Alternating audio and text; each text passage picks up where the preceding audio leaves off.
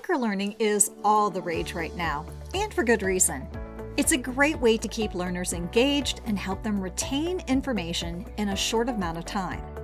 In this video, I'm going to share with you some of my favorite microlearning examples that you can use in your next e-learning course. So sit back, relax, and enjoy. Number 1. Use microlearning modules as part of a larger training program. Number 2.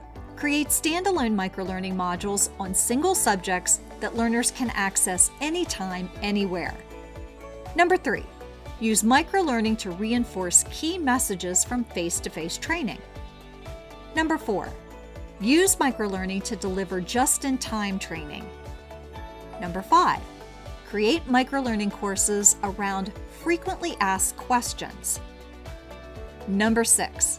Use microlearning to provide continuous learning opportunities for employees. Number 7. Use microlearning to deliver bite-sized pieces of information on a regular basis, maybe as part of an ongoing learning series. Number 8. Use microlearning to assess employee and learner knowledge. Microlearning is a flexible learning format that can be used in a variety of ways. The key is to find the right way to use it for your organization, your employees, and your learners.